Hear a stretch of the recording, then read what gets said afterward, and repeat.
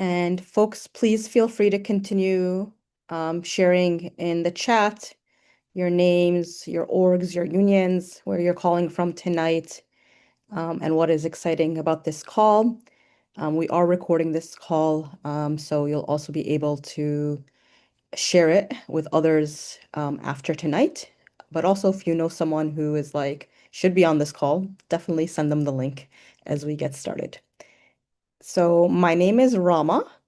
I am with the Action Center on Race and the Economy and Bargaining for the Common Good. And it's really good to be with all of you this evening to talk about our organizing and mobilizing for May Day, which is only 10 days away. Acre BCG, Rising Majority, and Organized Power in Numbers wanted to host this mass call because we truly believe our struggles for freedom and justice must connect beyond the sectors we're in, beyond the movements we do most of our organizing within, and definitely beyond borders. We know that like the authoritarians of different countries are supporting one another. We cannot limit our framing then to what's happening just within our own countries when we know that the corporate actors who are complicit in ICE kidnappings of our neighbors here are also massacring our fellow workers abroad, we know we have to demand then an end to all this profiteering from all this harm. And when the billionaires are colluding against us, that means the people everywhere must rise up and resist. And the particular focus of this call being no war, no ICE, free Palestine, is important. As we all know, at the end of February, the US and Israel launched a war on Iran, and one of the very first acts of this war was massacring over 160 people, mostly school girls, because they bombed their school. And even though there is supposedly a ceasefire right now, we know we can't trust Trump. We know we can't trust Israel. Israel, also during this period, ended its ceasefire with Lebanon. There has been supposedly a ceasefire in Gaza for the past 6 months, but that definitely hasn't ended Israel's genocide against the Palestinian people, whether in Gaza or the West Bank. So we cannot act like the war is over just because there's a ceasefire. We also have heard that Trump continues to threaten, we also know that Trump continues to threaten Venezuela. The embargo on Cuba continues. And he's also announced that he's seeking a Pentagon budget of $1.5 trillion, the most ever um, requested for war.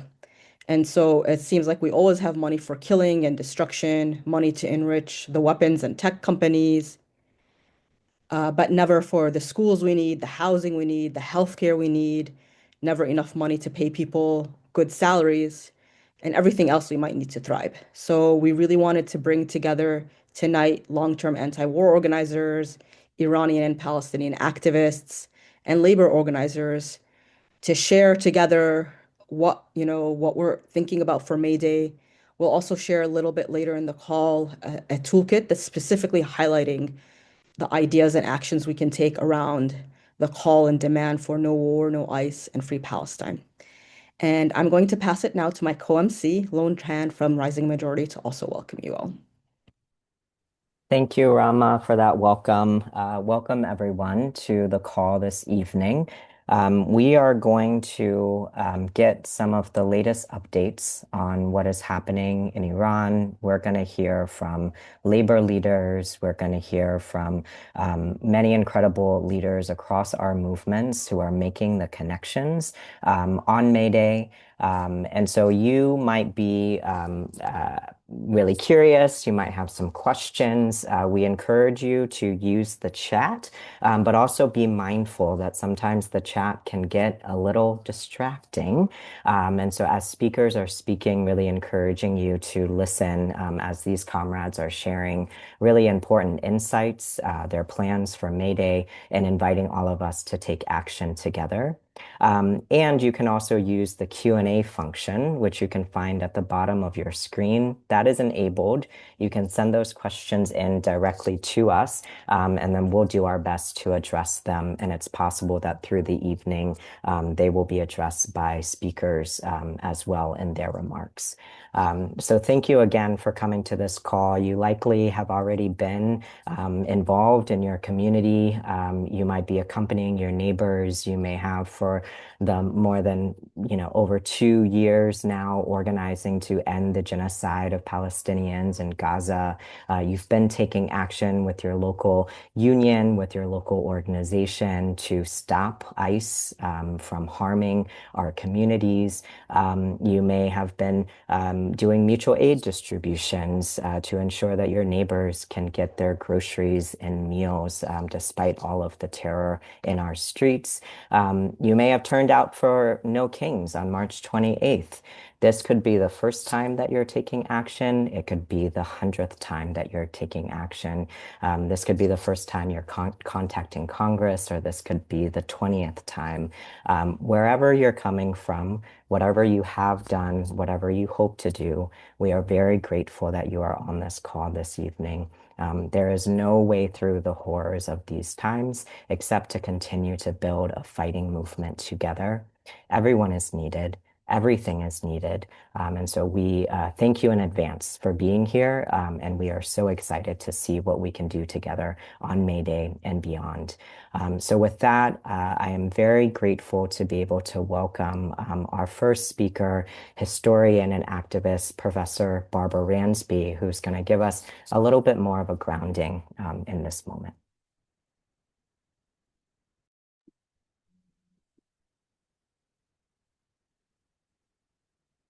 Thank you, Lone. Appreciate being here and want to send out greetings to our large and beautiful and messy and eclectic political family. Greetings to those of you known to me, and greeting to my beloved comrades I have not yet met. We are in this together, my friends, in this dangerous, precarious, hopeful moment. We're up against one of the richest and most ruthless ruling classes in history. We're confronting a war at home and a bloody regional war abroad. Our family members and neighbors are being snatched off the street, literally.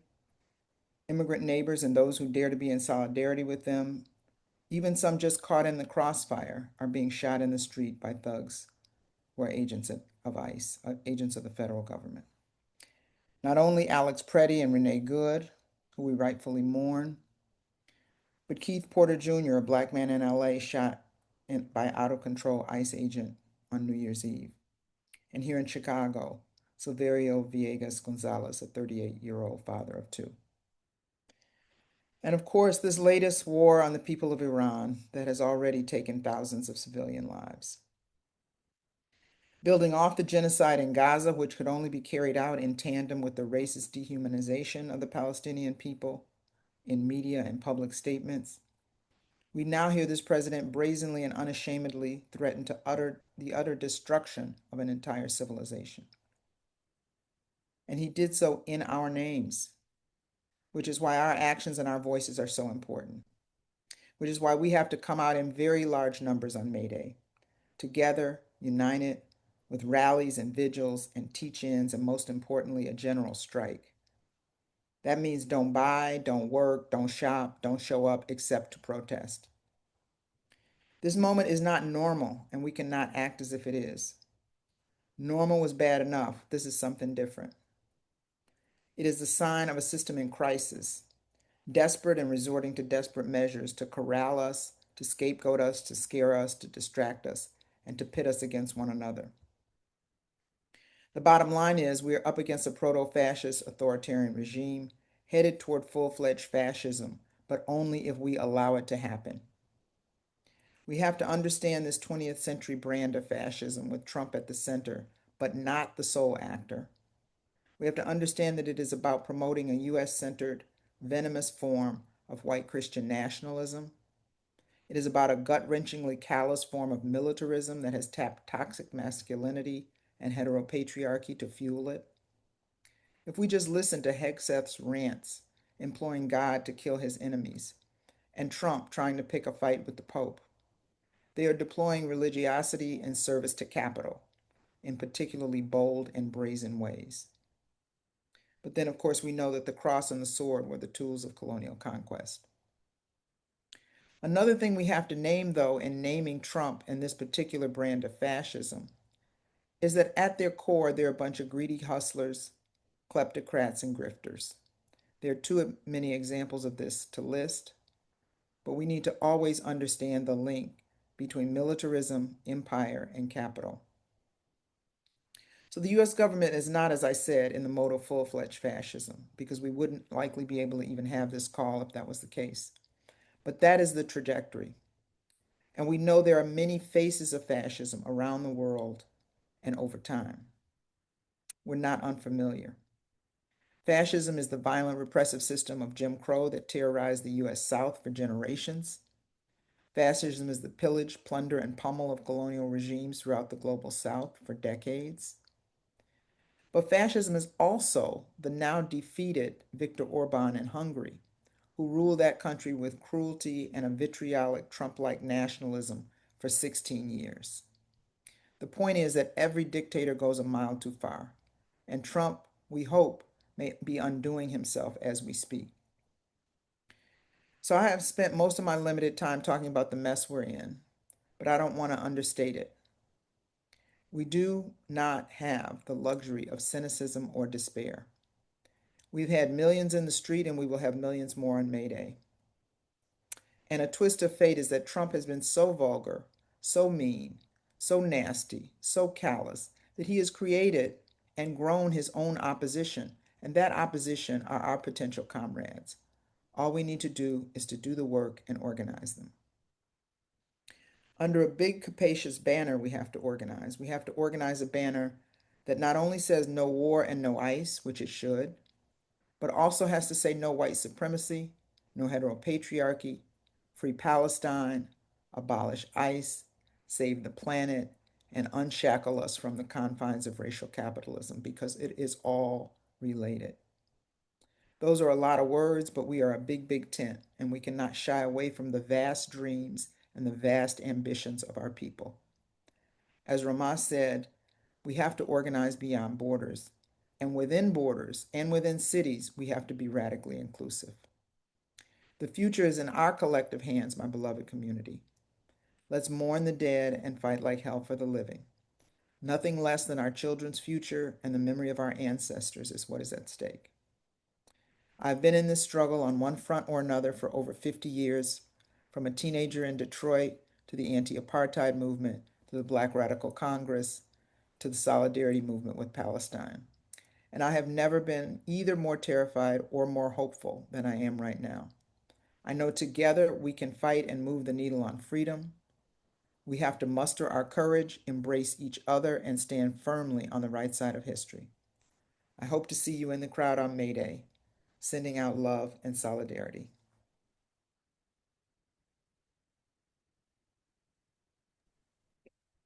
Thank you so much, Professor Barber, for those words. Please, everyone, can you join me in showing appreciation? It's so important in this moment to ground ourselves in the history of where we're at while we're doing our rapid response, while we're urgently organizing and mobilizing in this moment.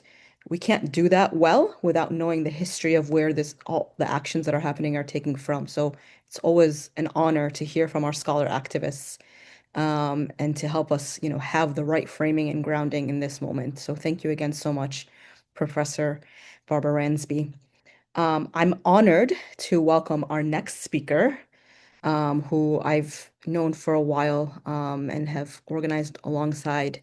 Um, Huda is an Iranian American organizer, and she's going to be grounding us in what things have been like in Iran these last few weeks and why, like we've been saying, we need to mobilize and organize around a no war demand, even with a ceasefire at this moment. It's not the time to just be like, okay, we can take this demand off of our long list of demand.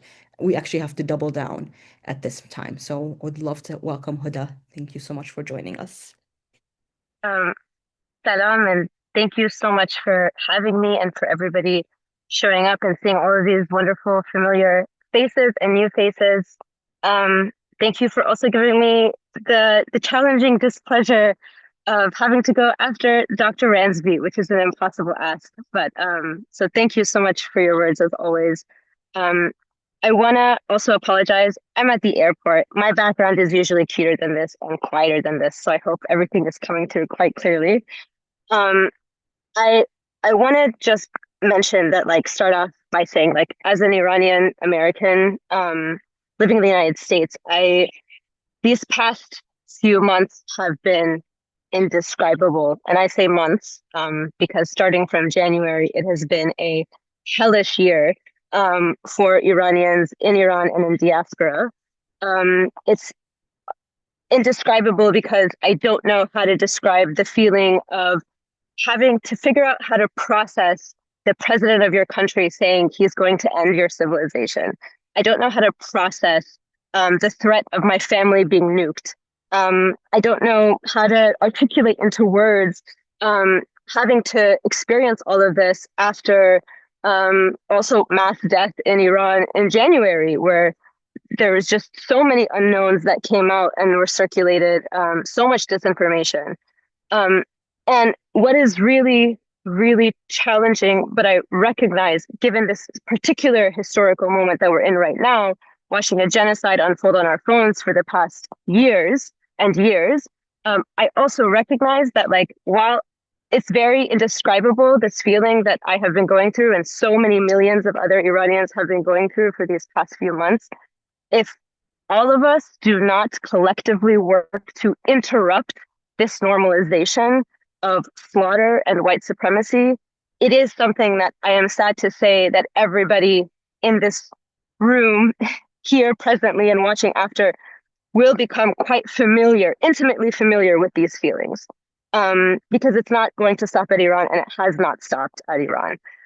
So to that point, I want to kind of focus on three key things that I just want to state that we can be takeaways from this conversation. The first is that some things, like in this moment, do feel very much the same type of descriptions of violence, the same types of excuses of saving people to bomb countries, the same types of empire language. And at the same time, we are at a cataclysmic shift in history. And I know oftentimes we talk about, oh, the rise of fascism, the rise of authoritarianism. It actually is here. We are in authoritarianism. We are in fascism. And I think we have to actually recognize and grasp and grapple with the fact that it actually has arrived and it is here. And this means that we actually have to have a fundamental re-strategizing of everything that we have taken for granted in the movement up until this point. We have so much to learn from the struggles of Palestinians, Iranians, Iraqis, Sudanese people, because these are lessons that we can learn from here in the United States about people who have dealt with authoritarianism for decades. And so this is not just a moment where I'm going to ask you to be in solidarity with the people of Iran. You are already in this struggle. You're actually a part of and a piece of this struggle, whether you like it or not.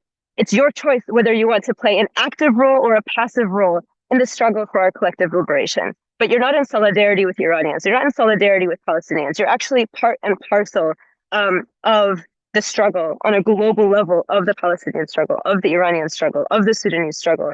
And I think that therefore we have so much that we can learn from these struggles and actually look to these movements as sources of knowledge, rather than merely something that we're doing to people over there. And I think in terms of how this is supposed to impact our strategy, we really have to think about, like, what does this mean? We can't just simply continue to run into the machine and call ourselves martyr. We actually have to be questioning and adapting our strategies. We can't just say we're doing things for public opinion when right now public opinion for the war in Iran is at an all-time low, and that isn't stopping anything. Is public opinion enough? Is that what our goals are, to just change public opinion? Or are we actually building power? Are we learning how to actually build power and leverage asymmetries of power, which we have also learned can be quite effective if we're strategic about how we're leveraging our power that we do have. 2 points I want to say in the next 2 minutes. One is that ceasefire is not accountability, and there's never been a ceasefire that Israel has ever accepted and not violated. And so this is not over. This actually is the beginning. And wars devastate our communities twofold. One, in the actual devastation and destruction of our homeland. And the second, in the authoritarian regimes that they usher in and worsen domestically. And so it is precisely my love for my people, bombed and incarcerated in Iran, and my deep, unwavering belief in our struggles collectively and people's movements that I can say that our goal in the United States actually is not merely just to end the war, but actually to sever the United States' relationship with Zionism, Israel, white supremacy, capitalism, because all of us, from the United States to Iran to Palestine, we should be able to believe in people's movements and our ability to fight for the world that we deserve. The last point, building on what Dr. Ransby said, is that despair is everywhere right now. We are all overwhelmed, and that is designed to be so. Despair is a politics. It is actually a politics and process of convincing people that they don't have agency, and actually designed to teach us to outsource the power that we do have to our oppressors. And instead, we are looking for heroes, states, representatives, instead of actually us doing the work, rolling up our sleeves, talking to our neighbors, going on strike. This work is actually on us, on every single one of us in this room as a collective. And this is students, neighbors, and as workers, we have power and agency, and we should never allow our oppressors to take that away from us. I think the Iranian diaspora has learned this lesson the hard way. But I hope that all of us can recognize that the feeling of overwhelmed is designed to keep us quiet and to keep us overwhelmed and sad and crying in our rooms, which I admit I also do. But we should not give them that power over us. We do have power. We actually like literally have it, and together we are infinitely stronger. And so I'm excited to see everybody striking together. And this is one way that all of us can put our foot in and build from here. Thank you so much. Thank you so much, Huda. Please, everyone, join me in appreciating Huda. All of the hearts and the thumbs up and the claps. Really, thank you so much, Huda, for grounding us in this moment of the people who are on the front lines under the bombs at this moment, just reminding us of what they're going through, what their families in the diaspora are going through, but also that we all have that power. And Huda's right. Sometimes we fall into this trap of like, who's gonna come and be the leader that's gonna carry us through this moment in time? And it's us. It's each and every single one of us. And for that reason, we're gonna share at the moment a link that we have towards a toolkit that we're hoping everyone looks at, takes back to their communities, to their orgs, looks at through with their neighbors, their colleagues, and thinks about, okay, how are we going to talk about the war on Iran this May Day? How are we going to talk about how we free Palestine in this moment? And how are we going to talk about the connections that we keep talking about, that our struggles are not in silos, that our movements are interconnected, that we need to talk across borders, across cities, and really this sense of internationalism is so important. And so this link, which thank you for our tech support team for dropping in the chat,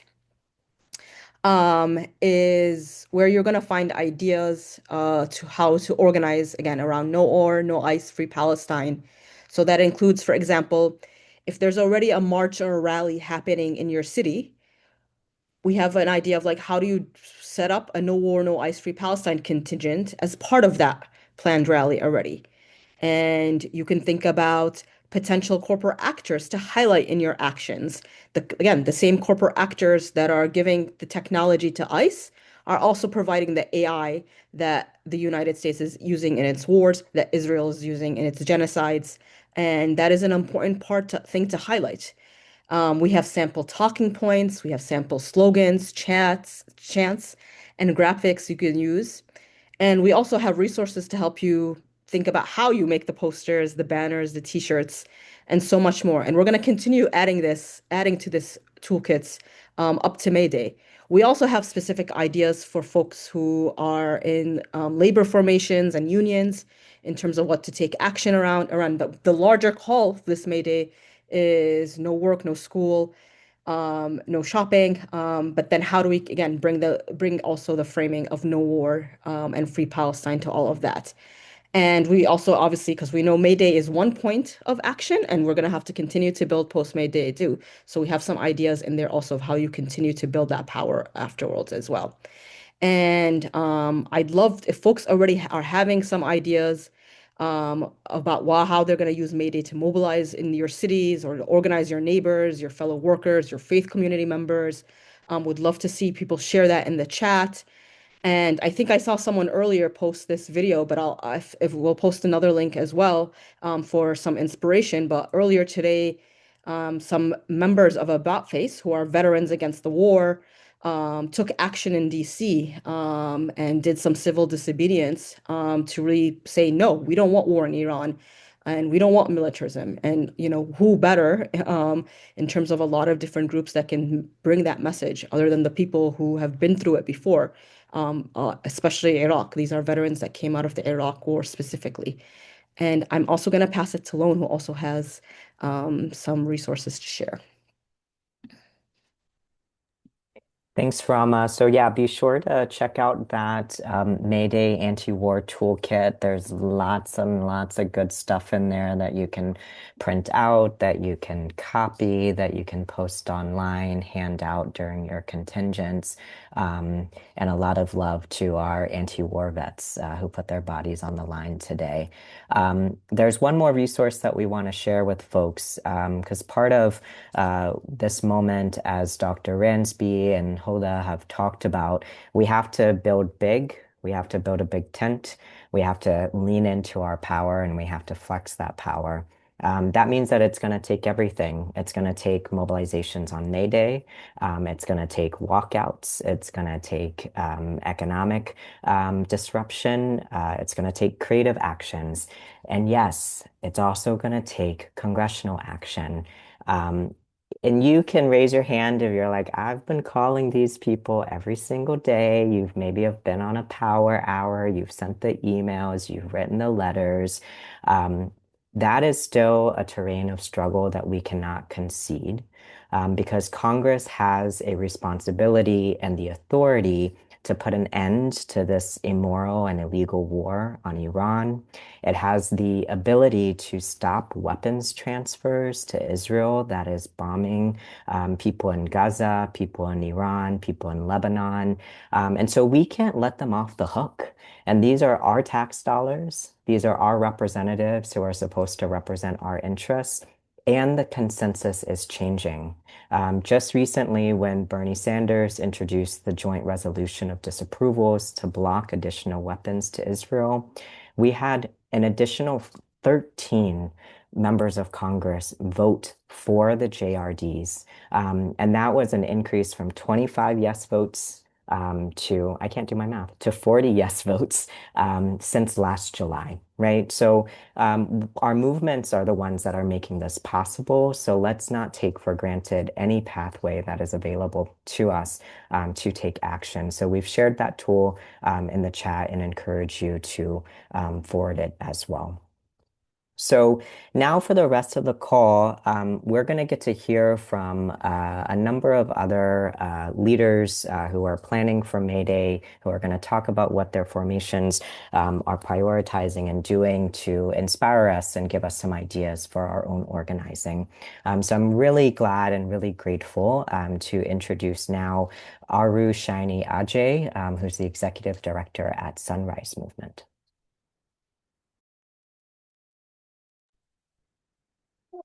Hey y'all, what an honor to be speaking with everyone today, 10 days ahead of May Day. Like Lon said, my name is Arushania J. I'm the Executive Director of Sunrise, and I live in South Minneapolis. And if you've heard of Sunrise before, you might have heard of Sunrise as a climate movement. We are a youth climate movement. We did a lot of organizing to win the biggest climate legislation in American history. But around 8 months ago, we decided to take a step back. And we realized that there was really no way to do the work that we were doing without tackling the problem of authoritarianism head on. So we called all of our hubs and we voted and we've decided to do exactly that, to start preparing for what was like the greatest crisis of democracy that we've ever seen, because at the end of the day, we don't believe that we can really meaningfully stop the climate crisis under this current administration. And I say that because I think this moment calls each of us to step a little bit outside of whatever our comfort zones are, whatever we think we're good at, whatever we think our lane is, not just as organizations, but as people too. Maybe you think I'm not an organizer. Maybe you think I don't know how to talk to new people. But what this moment calls from all of us, all of our people, all of our institutions, every connection we have, is to take one step outside of our comfort zone, one step to meet the moment beyond what we think we can. That's what we did a few months ago. And all across the country, our hubs prepared to think about what campaigns could actually tackle authoritarianism in their cities. And in the Twin Cities, where I live, my hub decided to start to prepare for what would happen if ICE escalated in our cities, because we were hearing rumors that that might happen. And when that happened, it it was really like nothing I've ever experienced, both one of the scariest and most inspiring things. It taught me what, in some ways, I have always known, that ordinary people run this country. We run it, we clean the streets and we serve the food and we staff the hotels and we drive the cars and the buses. And at the end of the day, if we choose to stop consenting with whatever is going on, then we are actually able to win. That's the lesson that the Twin Cities showed. That's the lesson that our hub was able to tap into. And what Sunrise has been doing in the last few months is really focusing in on the corporations that are enabling authoritarianism in this moment. In particular, we've been focusing on Hilton and Enterprise, the corporations that ICE was using in Minneapolis to be able to sleep at night, to be able to drive around during the day, to be able to kidnap people in.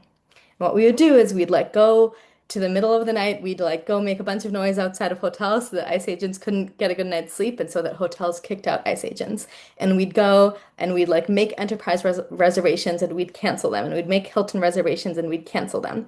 And what that did was it created a really clear counter pressure to say that corporations, you currently have a choice. You only operate because ordinary people let you operate. And you can either choose to side with Trump, with authoritarianism, with ICE, with this illegal and unlawful actions, or you can choose to stand with ordinary people.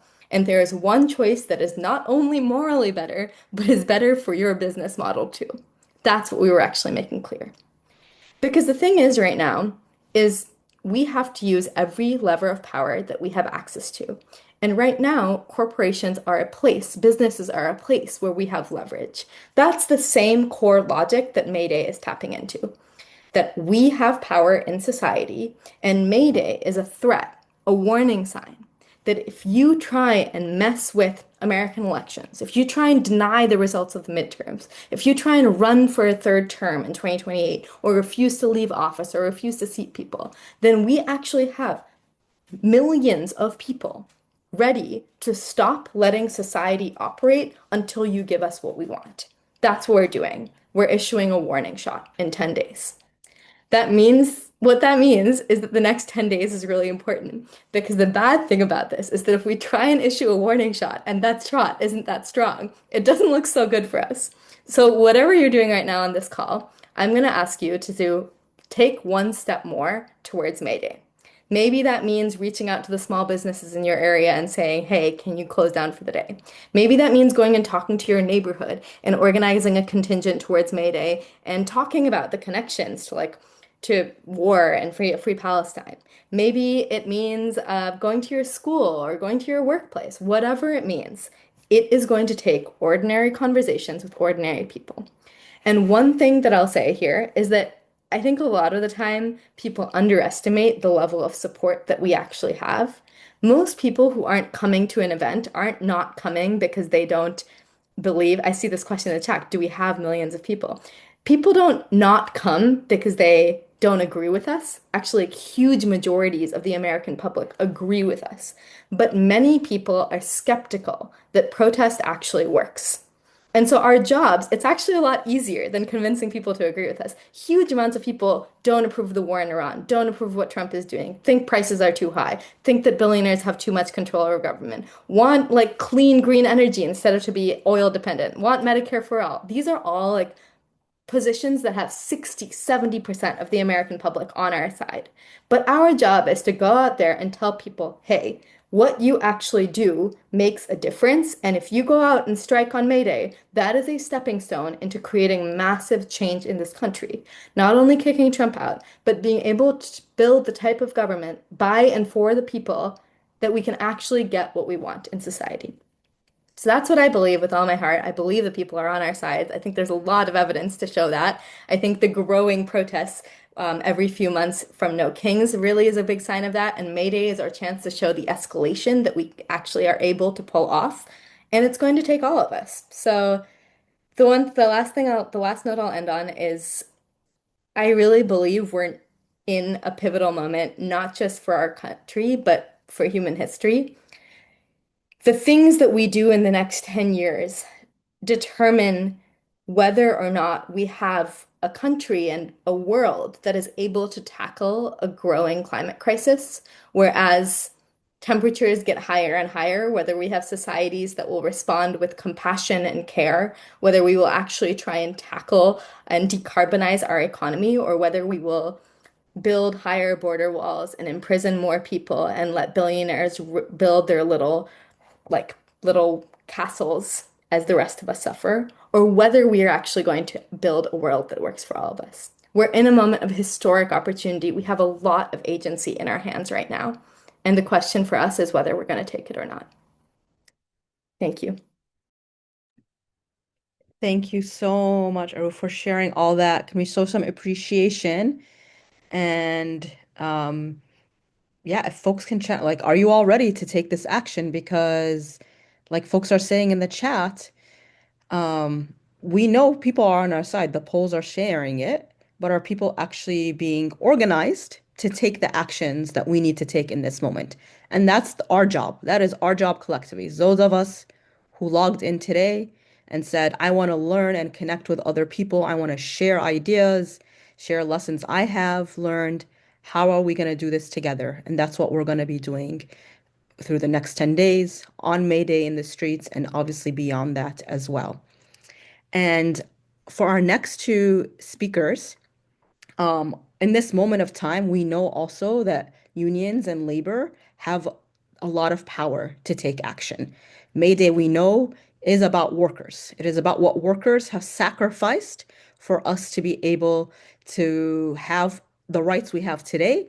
And now we need to sacrifice more for worker rights and for our collective rights across the globe. And so one of the programs we have called Bargaining for the Common Good is an approach to organizing that builds power through labor and community groups working together to win more. Sometimes we feel these silos where it's like labor's doing something and our community groups are doing something. That's not how we're going to win. We need to make sure that our unions and our labor formations are going beyond what are considered the bread and butter issues and really using their membership power to take on the same opposition forces that are obviously impacting them and also their greater communities. And that is how we're going to win more for all of us. And so our next two speakers are going to highlight how their locals have been fighting on these greater demands, particularly related to no war, no ICE, and free Palestine. So Kieran is president of CWA 7250, which represents workers at AT&T Mobility retail stores in Minnesota. And Lauren is president of UE Local 256, which is the MIT Grad Student Union. So wanted to just introduce both of them and excited to hear your thoughts.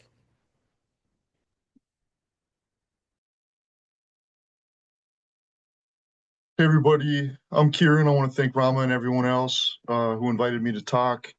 I'm from Minneapolis, and a lot of what I'm going to say is going to be similar to Aru about what's happened in the last few months. As people from the Middle East know already, but people in Minneapolis have really learned, is that we're up against a deadly enemy, literally, secret police force that will brutalize and abduct people outside daycare centers and gas stations and outside their workplaces, and murder people, including people that were not immigrants but were standing up to defend and protect immigrants from these attacks. That's an important lesson for us all to really take home and to understand. because it shapes what we're up against and the risks that we're willing to take. The other lesson I want to really hit home on is that no one's coming to save us. Some of the politicians in Minnesota were good for some sound bites on TV that made them look clever and brave, but in the streets and in the communities, they were absent. And they not only were absent, but they used their police forces that they do control to help and support ICE. And that is not always well known around the rest of the country, but is the absolute truth that I saw with my own eyes on the streets after Alex Preddy was killed. And ICE had a militarized standoff with the community for several hours, shooting tons of tear gas into the air. It was the Minneapolis police and the Hennepin County sheriffs that protected the flank of ICE while people confronted them for the murder they had just carried out. Labor also has a really significant role to play. And as was mentioned earlier, one of the heartening things was that the people in the community stood up and fought back and organized this incredible web of resistance that I think is really similar to things in other countries more than it is to something that we've experienced in the US before. But another piece was that workers in the labor movement were willing and able to organize their unions and their coworkers to use our labor power, that is the withdrawal of our labor, to have an impact on the corporations. And in our own local, we had 80% of our members in Minnesota stay out of work that day. And that didn't come out of nowhere. That came out of a history of organizing in our local and fighting on the bread and butter issues so that nobody could say that what we're doing is a distraction from what, our regular work is. We fight on all those issues about our pay, about our benefits, about the way people are disciplined, about how the people are treated in their workplaces. And that's given us more room to be able to talk about other issues, to talk about Palestine and Ukraine and the war in Iran. And this last month at our membership meeting, our members overwhelmingly endorsed a resolution that condemned the war in Iran and pointed out that the United States and Israel were not acting in regular working people's interests. And in fact, we're going to escalate the costs of people, most importantly in Iran, where thousands of people are being killed, including children. And in the United States, where soldiers are going to come home in coffins and the prices are going to continue to skyrocket. And again, the way we framed it is not about support for any regime or any politician or any ideology, but it's this real sense of an injury to one is an injury to all, and that is our ethos.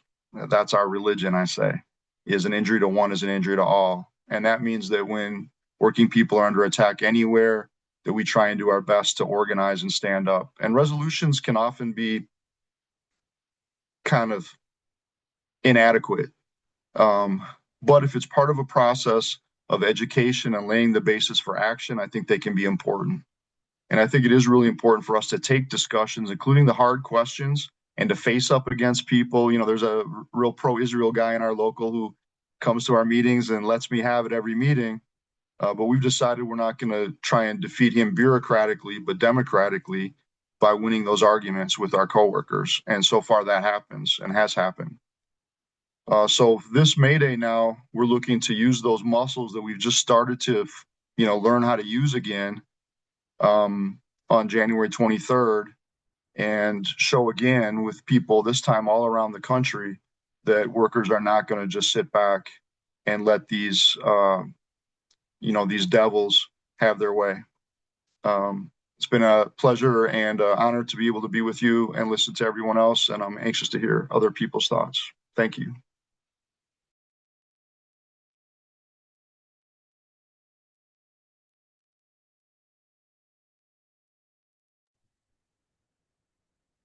Thank you so much, Karen, for that. Please, everyone, show appreciation. And I'm excited to bring on our next speaker, Lauren, from the MIT Grad Students Union. All right. Hi, everyone. Thank you for having me. My name is Lauren Chua. I am a PhD student studying material science, and I am also the president of UE Local 256, the MIT Graduate Student Union. Our union represents the 3,000 graduate workers who do the research and teaching work that make MIT run. And today I'm going to take us back 2 years to the encampments and connect what our union did there to the moment we are facing now. MIT is at the center of the military industrial academic complex, allowing research that directly interfaces with military systems, including work on autonomous drones and remote sensing connected to the Israeli Ministry of Defense. But an overwhelming majority of our members feel strongly that their labor and the reputation of the institute they are a part of should not be used for war or occupation. Many of us at MIT were part of the Palestine Solidarity encampments and broader anti-war movement on campus. These encampments were part of a nationwide wave of protests, students and workers demanding an end to U.S. support for the Israeli genocide against Palestinians in Gaza, and demanding that our institutions stop contributing to violence abroad. At MIT, our demands and the encampment were met with unprecedented disciplinary action by the university, including MIT issuing 22 students suspensions without any due process. Among them were a dozen graduate workers, members of our union. And targeting people of color disproportionately, these suspensions were not the result of any investigations or evidence. They were issued through what can only be described as a dragnet process based on circumstantial claims and procedures that lacked basic fairness. For our members, this meant eviction from campus housing, loss of income, and in some cases, threats to their immigration status. And all of this for participating in peaceful political expression opposing war and genocide. It was a deliberate attempt to chill any organizing against death and destruction on campus. But that strategy did not succeed. Our union and campus movement leaders made an unequivocal decision that we could not allow these injustices go and pass unchallenged. We organized our coworkers to oppose the stripping of due process and mobilized public pressure, which you can see behind me. We connected the disciplinary process to the broader question of employers' near unilateral control over our workplace, and we made it clear that if MIT wanted to discipline workers for political expression, it would have to contend with an organized workforce. And after engaging thousands in a petition and demonstrations on campus, we won. Every single graduate worker who was suspended got their job back. But that outcome was not inevitable. It happened because people, students, workers, community acted collectively, and because we insisted that workers have the right to speak out against injustice, especially when our labor is implicated in it. This is what we need to do this May Day in 2026. The broader anti-war movement, including the efforts we made during the encampments, depend on our ability to build organization, whether in our workplaces or communities. When workers were suspended that spring during the encampments, our organizers didn't stand around to wait for drawn-out procedures to run their course and hope that MIT would do the right thing and reverse the suspensions. We couldn't wait around for legal or administrative avenues, and that's what we need to understand now. We can't wait for the courts, nor the midterm elections, to fail to deliver justice to working and oppressed people. These are all institutions created by the very forces that allow for an individual like Trump to sit in the White House today. It is the people who can demand and bring justice to this oppressive, war-mongering system, and we can do that together on May Day. Anti-war organizing cannot be separated from workplace organizing, especially in higher education, because ultimately the same group of billionaires who are driving the war on Iran are also defunding education and threatening our jobs and futures. But when we fight together, build together, and learn from these struggles together, we can change society from a system that puts profits over people's lives to one where our vast resources are directed for the benefit of people and the health of our planet. To that end, our union is looking forward to May Day to join millions of workers calling for no school, no work, no shopping, while attacks on working people everywhere continue. Thank you so much for having me.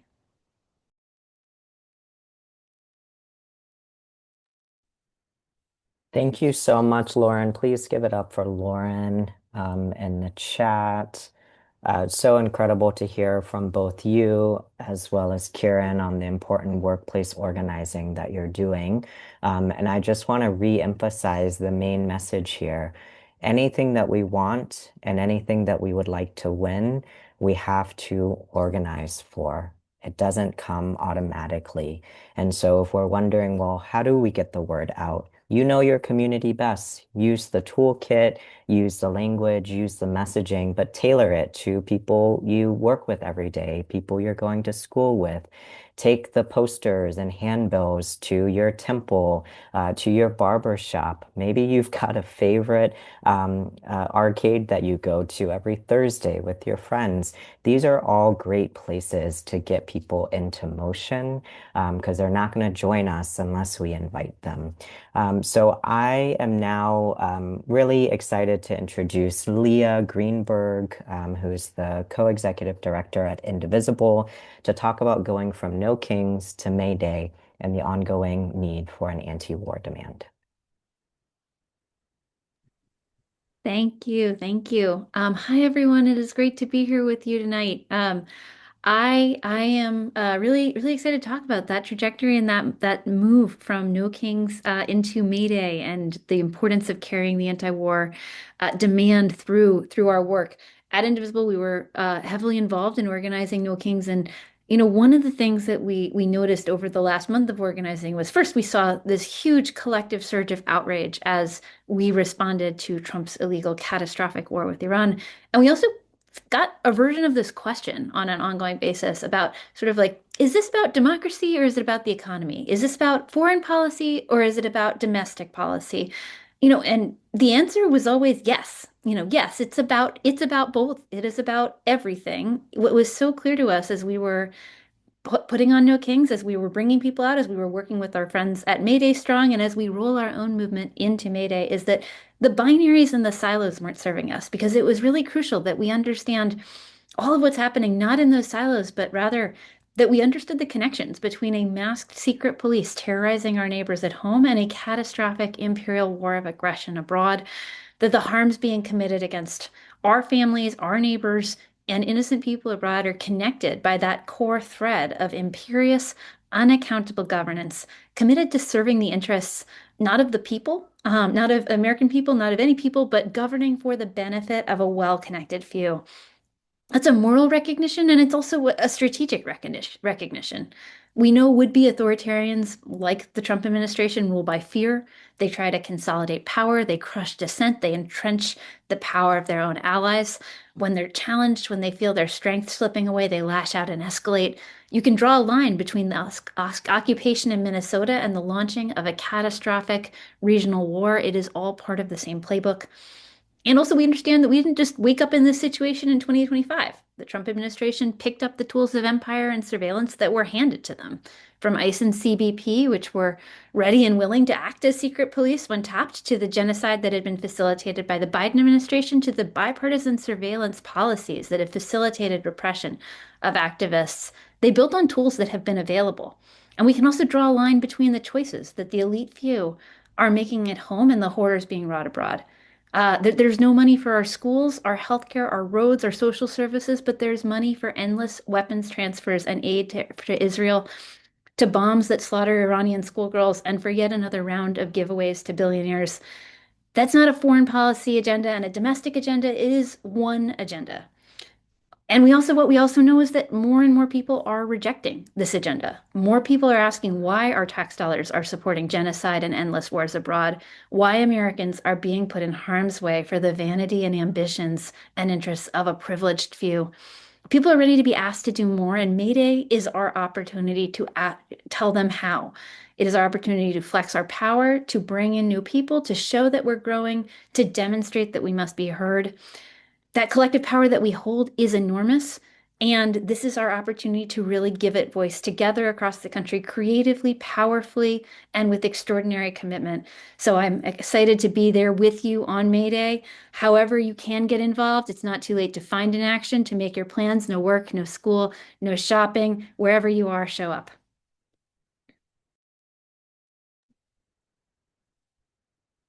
Thank you so much, Leah, for reminding us of this continued need. The big protests, every single moment of mobilization, whether it's No Kings, whether it's May Day, is an opportunity to bring more people along and to plug them into our longer term organizing in this moment. And I keep seeing people asking in the chat, like, what's the plan? What's the plan? You all, we keep talking. We all are the ones making the plan together. In some of your cities, there might already be organizing happening. You should find them and plug in. Mayday Strong website, someone will drop the link, is where you can go see what's already being planned. And if there isn't anything being planned, there are so many tools out there, including the toolkit that we are sharing tonight, to help you decide what you want to do in the lead up to May Day, on May Day, and after May Day. So the plan is we need all of us to take action, and we need all of you tonight to take the lessons you may learn here, the ideas you may learn here, take them back to your coworkers, your neighbors, your churches, your mosques, your synagogues, where you play tennis on the weekend, who you watch football with. These are the people we need all together out in the streets, and you have the power to bring them together and make a plan about what action you're going to take. And I am very honored to introduce our next speaker, Representative Rashida Tlaib. Representative Tlaib is currently the Congresswoman for Michigan's 12th Congressional District, which includes the cities of Detroit and Dearborn. She was the first Palestinian American woman ever elected to Congress, and since then has really used her position to fight for people from Detroit to Palestine. And it really inspires all of us to fight in this moment, especially in the face of so much backlash and threats, because we see what she is able to do and what she continues to push every single day for her people, whether again here in the United States or back home in Palestine. So thank you so much for joining us tonight, Representative Tlaib. Thank you so much, Sister. And I want to shout out to our ASL interpreter. Sister, thank you so much. I am going to talk slow for the first time all day. I've been just, speeding through all the incredible work that I have to do on behalf of my constituents. So I'm here to talk about Block the Bombs. That's what I was asked to speak about. As you all know, it's one of the bills and part of our movement to end the genocide in Gaza, but really end the continued violence and apartheid and ethnic cleansing campaign that the Israeli government has launched in the region. And so we all know that our country is the primary financer, that the unconditional, just no kind of guardrails, following our own international laws that we've signed on in support of, including our own U.S. laws, like Leahy law and other provisions that protect Americans from watching their tax dollars be used again in war crimes, indiscriminate bombings, and genocide and so forth. So right now, again, 66, this is historic. We're going to continue to push forward. I can tell you there are names that are supporting this that had never, ever held the government of Israel accountable, have never spoke out about the importance of making sure that we don't have any weapon sales to a country violating international law like this. And again, the movement is expanding. What I've seen in Michigan specifically, I'm the only Michigan delegation member that have signed on to block the bomb. So you can help me with that so that I'm not the only one. A number of other members should be signed on. But second of all, in Michigan, what I'm seeing is more and more people that are supporting um, efforts like Block the Bombs are winning their election, their nomination. Their movement is growing. It's incredible. Today, we saw our New Jersey member, Annalija, literally get sworn in with her two sons in front of her, and New Jersey being represented in the gallery screaming. And she did it unapologetic and saying as soon as she gets here, she's going to support Block the Bombs. So many of our candidates, again, that are out there supporting it. What you should also know, and I wanted to make sure that you're aware, a lot of our colleagues, when you go talk to them, my colleagues, when you go talk to them, please, a lot of them will say, well, I don't know, I'm not sure about it. I always tell them, have you ever polled your district? So many of them are up for reelection, all of them in the House. Ask them, poll your district on this issue. It probably will come back overwhelming support. When you see the majority of Americans across the country continue to support, I think the new poll had 76% of, or at that time, I think 70, no, maybe it's around 60. I'm not sure. But the new poll shows even young Republicans are breaking through from their party. These are folks that are under the age of 45, oppose the current administration transferring weapons to Israel. So the movement is bipartisan. It continues to grow. I'm trying to find the stats, but I think it's important to know the majority of Democrats support Block the Bombs and support some sort of effort to hold the government of Israel accountable. We're not alone in this movement. I think it's important to tell folks, the majority of Americans very much are with us on this that do not share my faith or ethnicity. I'm going to say this again because many of my colleagues are under the impression that this is not an American issue, that this is some sort of Arab issue or a Muslim issue or a Jewish issue. This is very much an American issue.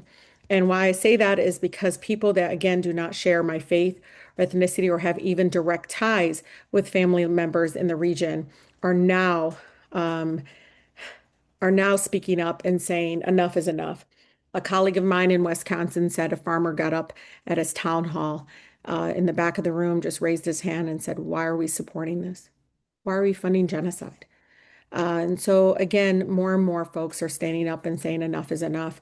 And Block the Bombs is one tool, a way of organizing and making sure the bare minimum they can support, again, legislation like this one. If your member of Congress is not on, request the meeting, urge them to get on. I always tell residents across the country that ask me what can they do, what's the plan? As somebody said, the plan is this: you have to engage your member in the district. People want to come here to DC and have the rallies and come meet with folks up here. They like that. They want to isolate. They really do. They don't want you to show up at the coffee hour where they can talk about SNAP cuts and Medicaid cuts and, immigration issues, which are very important.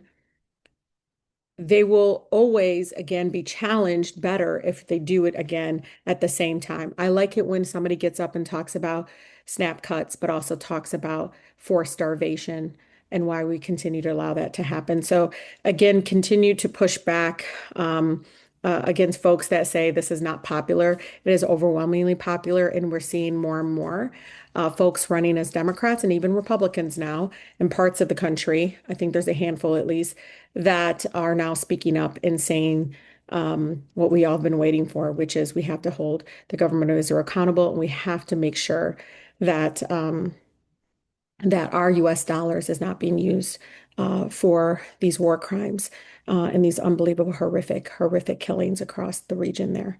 But thank you all so much. As you know, I'm proud Palestinian American, but I grew up in Detroit. And I'm always wanting to remind all of you that transformative change comes from all of you, not Congress and not the White House. These are folks that would have never, ever passed the Civil Rights Act, the George Floyd to Justice and Policing that got passed with bipartisan support in the House. Unfortunately, it died in the Senate, but still, the accomplishment of being able to move legislation that we never could have seen happen is because of movement outside of Congress making them move. So please, again, continue to speak that truth, continue not to forget.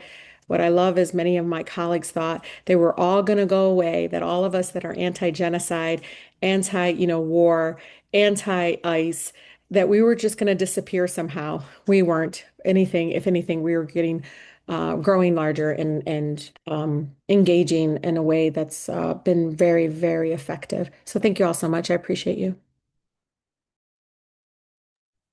Thank you so much, Representative Tlaib. Please show her some love, and we appreciate the reminder that change happens from our movements and from the bottom up, but we would be remiss to not acknowledge your incredible, resolute leadership in Detroit and across this country. So we are so grateful to be in this struggle side by side with you.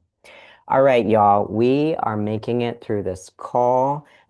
We are almost there. Give a lot of love to all of the speakers so far. It is not easy to organize and have full days and do what we need to do and then keep going. And that's precisely what all of you are doing, what all of the speakers are doing. So please show some love. And now I'm really grateful to bring on next our comrade, poet, writer, activist, Aja Monet, who's going to share some good words with us and keep us going for the rest of this call.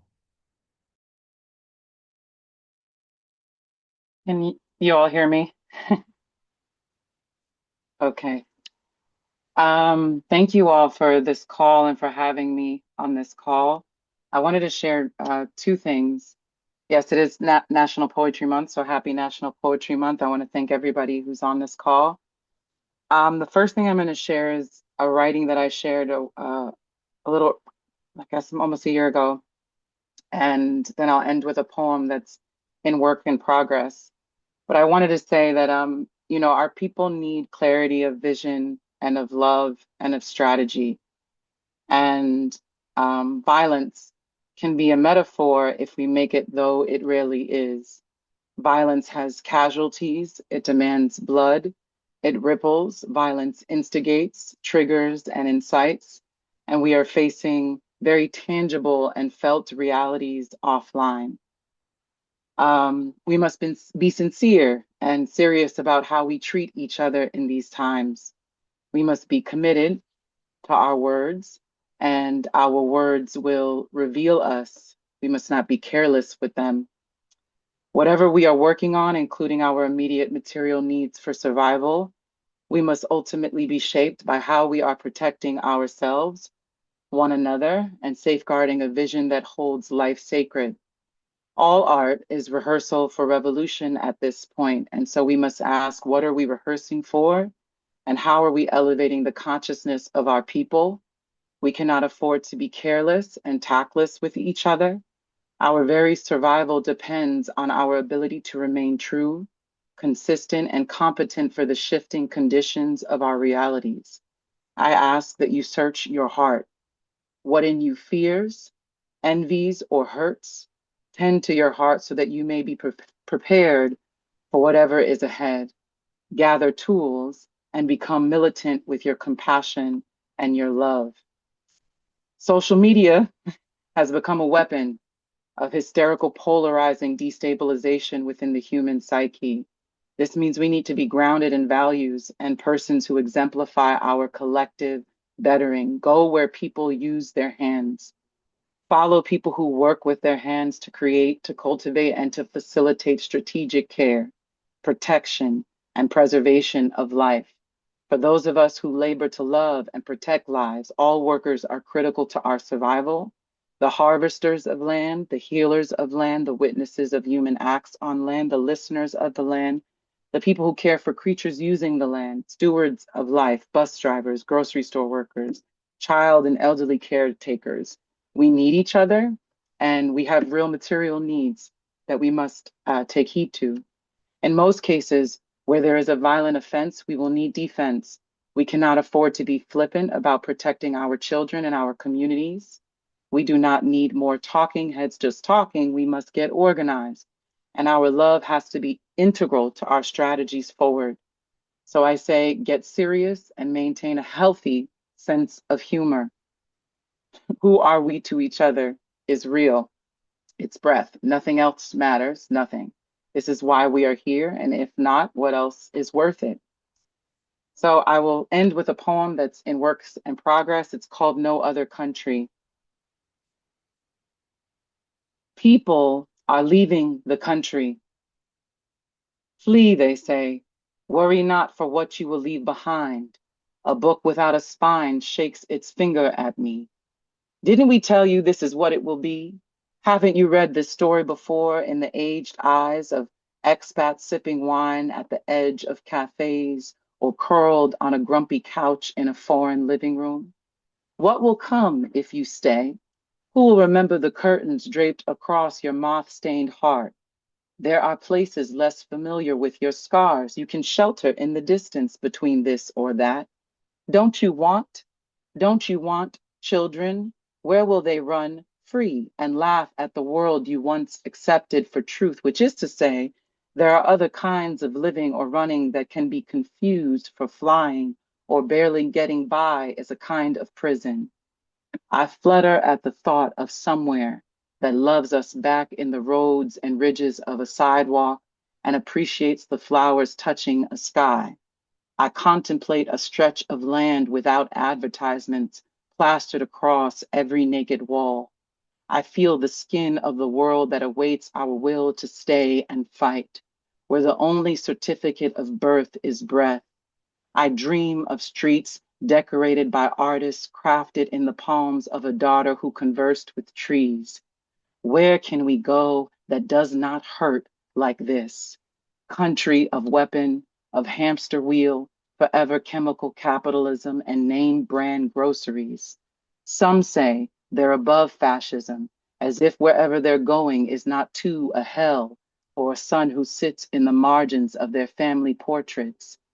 There are children here who know nothing of escape, searching the windows in our hands, hunted by purpose, longing for a dream without a flag or a price tag shackled on their wrists.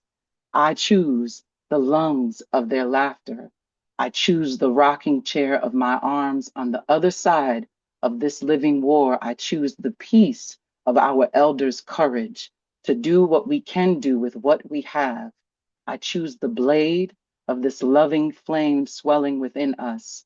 I will wrinkle here in this corner of the earth, in the meadow of a future memory not yet born. Thank you all for your work and for your steadfast hearts.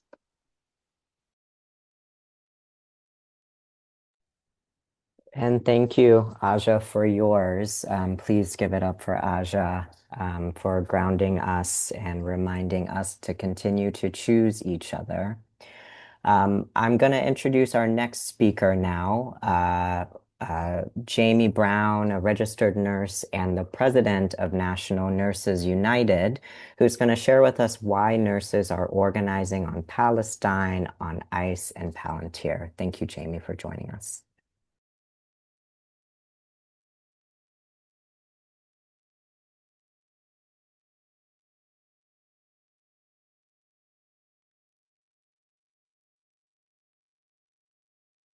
Hello, everyone. Can you hear me? We can hear you, Yes. Jane.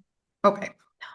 I am so glad we're on this call together in solidarity as working people during probably the most difficult period of our lifetimes, but also offering one of the greatest opportunities of our lifetimes as well.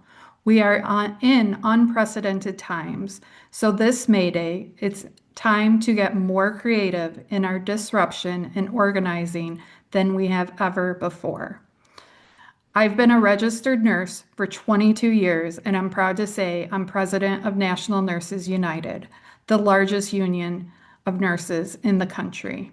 As a registered nurse, I know that health is determined by so much more than this medication or that surgery. Our health is largely shaped by major social conditions such as our housing, our education, whether we have a good union job that pays a living wage, whether we get health care when we need it through Medicare for all, a clean environment, and a healthy planet, and whether we can live as ourselves wherever we choose in safety and without violence, war, or exploitation. This is what nurses' vision for a healthy society looks like. But we know that before we can go on to build the future that we all need, want, and deserve, we must first organize to defeat the corporate billionaire class that not only profits off of our suffering, our labor, and our tax dollars to enrich themselves, but seeks to destroy our democracy so that we lose the means to fight back. No voice, no vote, no power. The billions in public monies that we should be spending on healthcare, on public infrastructure to ensure health and a good life for all, are instead being spent on illegal wars at home and abroad.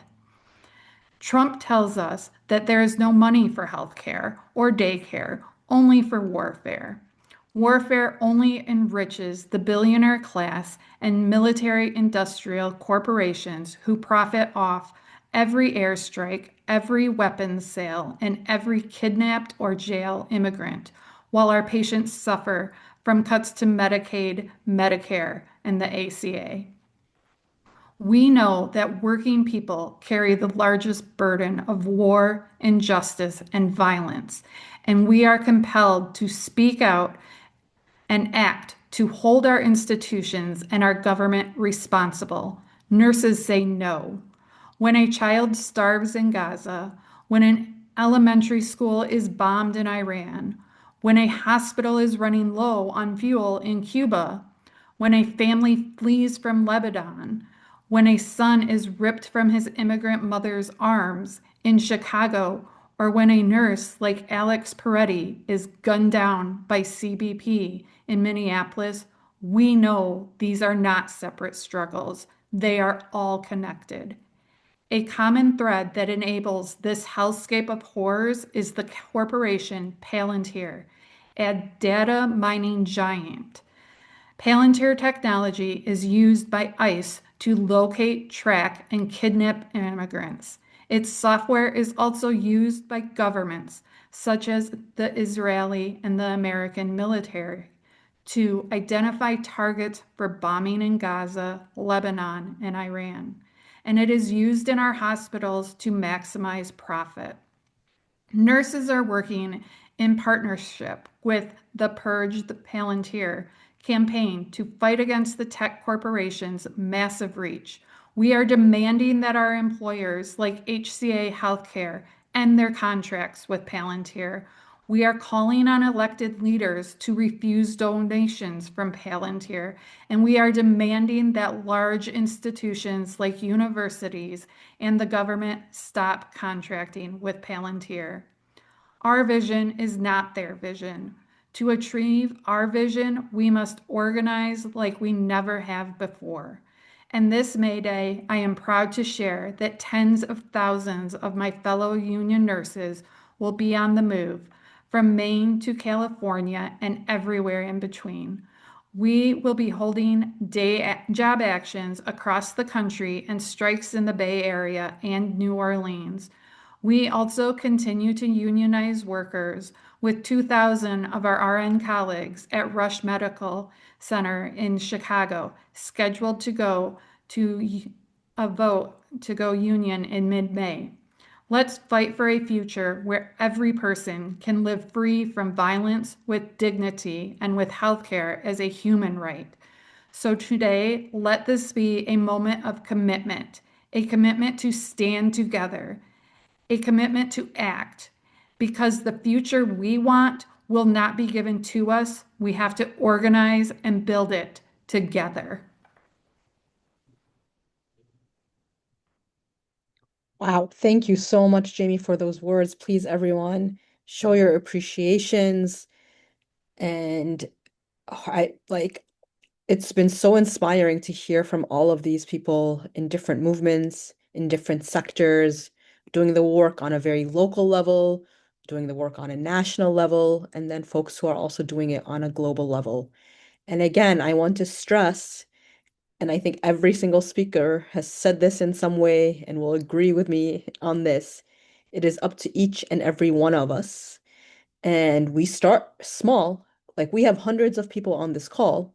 In an ideal world, we would have tens of thousands of people on this call. But all of you can take what you learned in this call and share it with five of your colleagues. All of you can show up at your next parent meeting at your school and share it.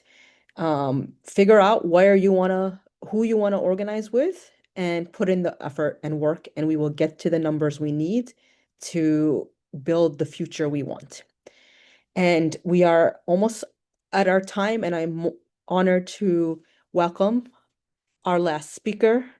Definitely are not our least important. Our last speaker, Sumaya from Adala Justice Project, who will close us out for the evening. And again, I will remind people we have this toolkit. There are plans already underway for May Day. Plug into those plans. If you don't see what you want to do, make your own plans. It's so important that each of us takes responsibility for what we want to build in this world. Thank you, Sumaya. Thank you. They always put the youngest last. You know how it is. I'm joking. I don't actually know that I'm the youngest. Hey everybody. I am gonna start on the note of despair, as one does at the end of a call. And I promise it'll get more cheery though. I think that just to be frank, I think what a lot of people, myself included, have been feeling in the last few months is a lot of despair. Despair because the attacks are coming on all fronts. Every single front is under attack, both here in the United States and also almost everywhere else on Earth, actually, in one way or another. And the response, of course, there's been a response. Of course, there have been protests. Of course, there's been incredible legislation in Congress that we've talked about on this call and many, many other things, which is amazing. And yet, often the despair is just so overwhelming that it feels like we're not doing enough. And it can be paralyzing in many ways. It can feel like, what's the point? And being on this call has actually been really a wake-up call for me in many ways, because we just got to hear incredible speaker after speaker after speaker talk about what it is we're doing and why we're doing it and why it's important and how all of our struggles are connected.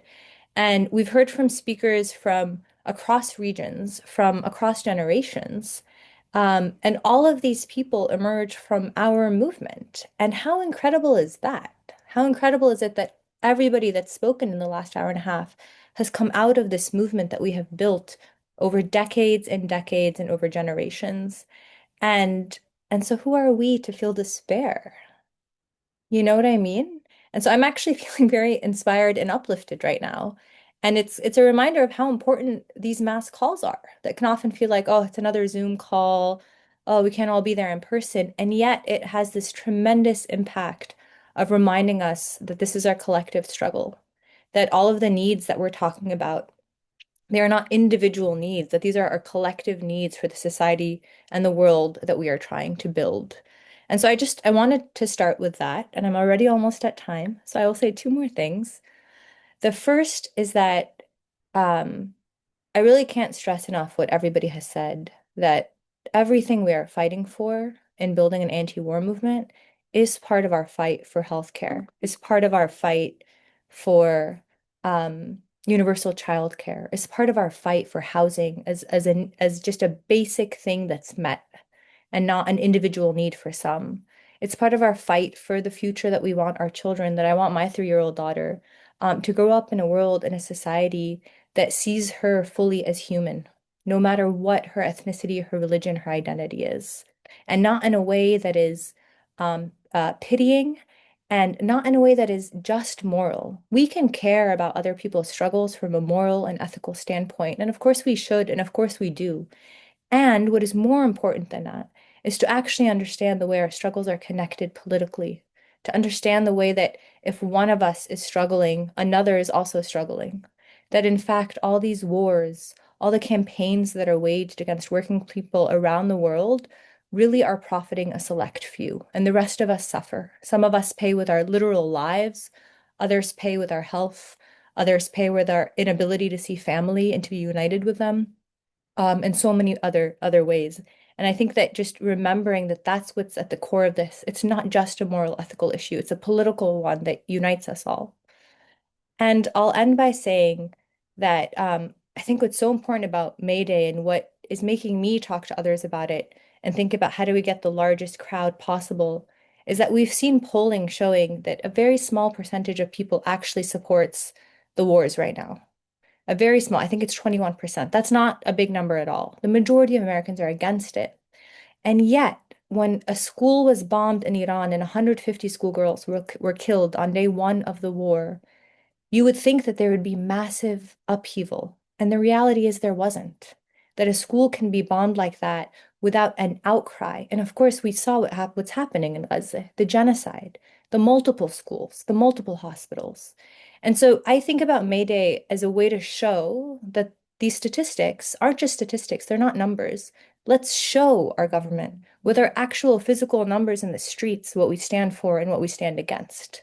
Let's show them that May Day is not just one day, but it's actually a culmination and the start of many more days, of many weeks and many months and years of action to end the wars fully.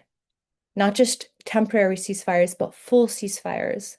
And to ignite the movement that can actually transform the reality for millions of working class Americans in their everyday lives, and then the repercussions and the reverberations that we're going to feel all around the world. And so I hope I see you in the streets. I hope you bring out your coworkers, your family, your friends, that one person that you know disagrees with you, but that you finally have the courage to approach and kindly, gracefully talk about all of this with. And then hopefully bring them into the streets as well. And thank you all for joining us tonight. And thanks to those who made it to the end and got to hear me speak. Thank you so much, Sumaya.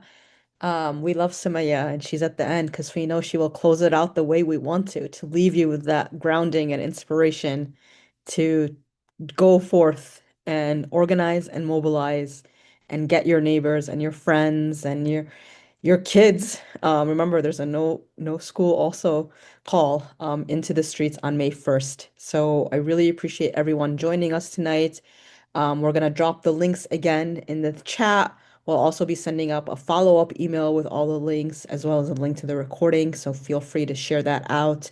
Again, all so many of the answers of what do we do is in the various toolkits and links. And so please, take it on. And like I said, we'll see you in the streets. And I'm gonna let Lone have the final word. Wow, Rama. Okay, final words are this. No war, no ICE, free Palestine. We'll see you in the streets. Thank you. Please give it up to our interpreters, our ASL interpreters, our Spanish language interpreters. Please give it up for our tech team, our support team, our chat team, and please give it up for each other. Really grateful for all of you. Thank you so much.